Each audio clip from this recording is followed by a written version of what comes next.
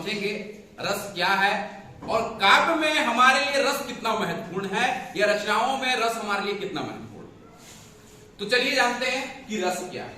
रस किसी भी चीज का निचोड़ है, अर्थात किसी वस्तु का, किसी पदार्थ का जब हम निचोड़ते हैं तो उससे हमें रस की प्राप्ति होती है। क्या होती है?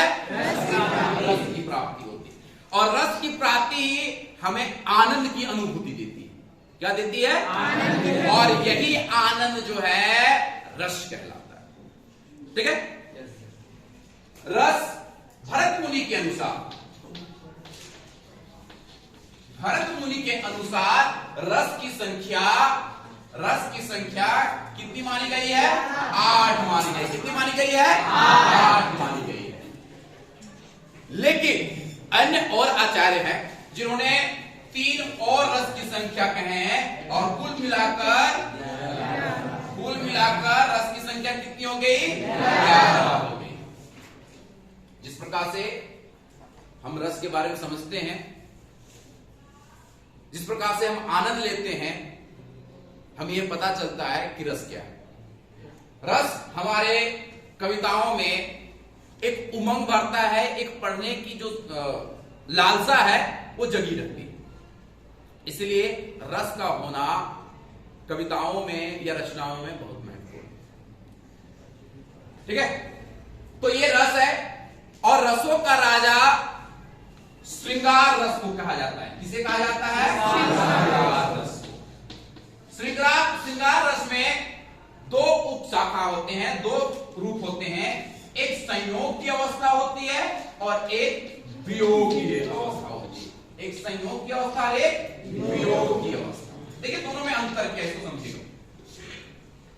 संयोग जब हम मिले होते हैं या जब प्रेम में होते हैं उस वक्त की अवस्था को संयोग की अवस्था कहते हैं। अभी रखो, जिस समय हम मिले होते हैं या प्रेम का आनंद लेते रहते हैं उस समय की अवस्था क्या होता है? संयोग की अवस्था। जैसे समझिएगा, जब किसी गांव में किसी व्यक्ति का विवाह होता है, लड़का लड़की दोनों का विवाह होता है ना? एक सिंगल किसी का नहीं होता है, दोनों का विवाह होता है। जब विवाह होता है तो वो खुशी कुछ महीना साथ में रहते हैं। वो प्रेम का समय रहता है, उन लोग साथ में रहते हैं तो क्या करते हैं? प्रेम करते हैं। और यह प्रेम का समय जो होता है संयोग का समय होता है, अर्थात मिलन का समय होता है। देखिए एक लड़की है जो किसी अन्य घर में रहती है, एक लड़का है किसी अन्य घर में रहता है और फिर दोनों का मिलन होता है। तो ये क्या हुआ? संयोग हुआ, मिलन हुआ। तो इस अवस्था को हम लोग संयोग की अवस्था, आज के संदर्भ में इसी संयोग को हम लोग पैचअप कहते हैं। पैचअप समझते हो ना? जब प्रेम होता है तो क्या कहलाता है? पैचअप होता है। पैचअप कब हम लोग इसको प्रयोग करते हैं? जब कभी बीच मतलब अलग रहते हैं तो कोई एक मीडिएटर रहता है, अरे भाई थोड़ा सा मिला दो यार, है ना, बात नहीं हो रहा हमसे, है होता ही नहीं। तो एक मीडिएटर का बीच में आता है, वो क्या करता है? मिलाता है। शादियों में भी बीच में एक मीडिएटर का काम करता है जिसको हम लोग अगुआ कहते हैं, है ना? उसको हम लोग क्या कहते हैं? अगुआ कहते हैं। और अगुआ क्या करता है? लड़का घर वाले को और लड़की घर, दोनों घर को जानता है और दोनों घर के बारे में अच्छे से जानता है। एक की बात दूसरे तक पहुंचाने के बाद इन लोग क्या करता है? संयोग करवाता है, मिलन करवाता है। और यही मिलन क्या है? संयोग की अवस्था है। दूसरा है वियोग की अवस्था। अभी हम लोग देख रहे थे कि कुछ समय तक लड़का क्या है? दोनों दूल्हा दुल्हन एक साथ है। अब गांव में क्या बोलते हैं, खाना पीना का बड़ा समस्या होता है तो लोग क्या करते हैं? गांव से शहर की ओर पलायन करते हैं। पलायन मतलब समझते हो? हाँ, बाहर जाते हैं काम काज के लिए ताकि हमारे घर परिवार का जो है रहन सहन थोड़ा सा सुधरे और खाने पीने में कोई दिक्कत ना हो। अब जो पहले महिला है ना या स्त्री कहते हैं, जो स्त्री और पुरुष प्लस पुरुष साथ में थे, अब क्या हो गया? ये पुरुषवा क्या हो गया? अलग हो गया। ये कहां आ गया बेटा? ये क्या गया? विदेश चला गया, है ना, प्रदेश चला गया। अब जो स्त्री जो है उतना समय साथ में बिताई थी, अब तो उसके लिए वो समय बिताना बड़ा मुश्किल हो रहा है।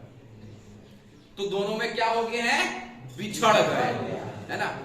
प्रेम तो है, प्रेम तो है, लेकिन साथ अब नहीं है।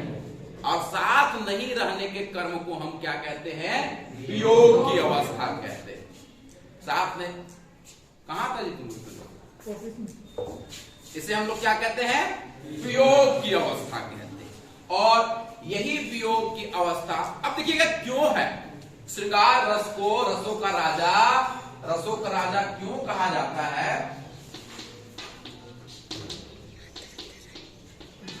क्यों कहा जाता है ये कारण, क्योंकि श्रृंगार रस एक ऐसा रस है जो दोनों अवस्था पाया जाता है, और ये दोनों अवस्था जो है लंबे समय तक हमारे हृदय में रहता है। एक समझिएगा, जिस दिन आपको प्रेम हुआ, वो दिन, वो पल, वो समय, वो घंटा, वो मिनट कहां हुआ, ये भी कौन पेड़ के सामने, कौन बागवान के सामने, वो सारा याद रहता है ना, होता है ना।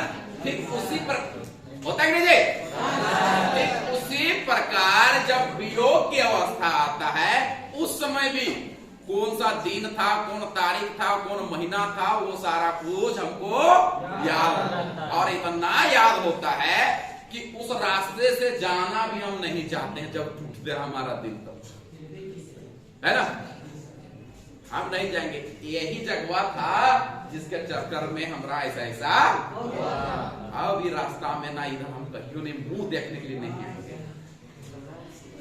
है कि नहीं। तो ये समय जो होता है आपके पास एक लंबे समय तक आपके हृदय में घर बना कर रखता है, और इसी को हम, इसीलिए इस रस को हम रसों का राजा कहते हैं। भरत मुनि ने रस सूत्र देते हुए, इसको हम रस करते हैं, है ना। भरत मुनि ने रस सूत्र देते हुए कहे हैं, विभाव नुभाव व्यभाचारी संयोगादर्श